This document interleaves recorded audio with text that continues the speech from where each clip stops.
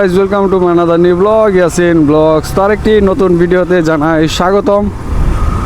তো আজকে ইদানিং কয়েকদিন ধরে প্রচুর বৃষ্টি হচ্ছে, সকালে রাত্রে। তো বৈশাখ মাস যেহেতু, সো বৃষ্টি হবেই। আর বৃষ্টির কারণে বন্দরটাও আজকে একটু ঠান্ডা ঠান্ডা লাগতেছে, যাক ভালোই লাগতেছে দেখে। আসলে বৃষ্টি হলে মনে করেন রাত্রে একটু ঘুমায় শান্তি পাওয়া যায়, যদিও কারেন্ট থাকে না।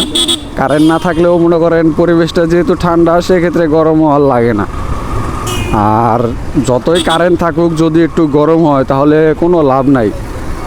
4-5টা ফ্যান চাললেও মনে করেন রুমের মধ্যে থাকা যায় না, এত পরিমাণ গরম ঘরগুলো।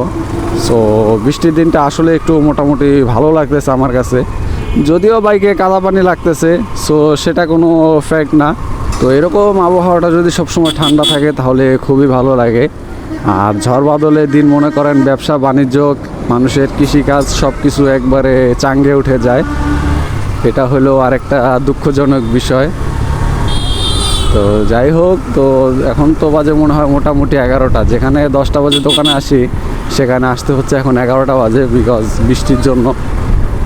10টা, 10:30 পর্যন্ত শুধু বৃষ্টি পড়ে, আর উঠে রেডি হইতে হইতে মনে করেন এমনি লেট হয়ে যায়।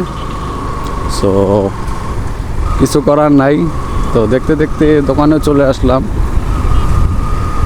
আর কেমন অবস্থা পৌরসভার রাস্তাগুলোরে দেখেন, মানে জায়গায় জায়গায় পানি জমে থাকে, শুধু জায়গায় জায়গায় পানি জমে থাকে। মানে পানির আসল ড্রেনগুলো কোনো কাজের না আসলে, বুঝছেন।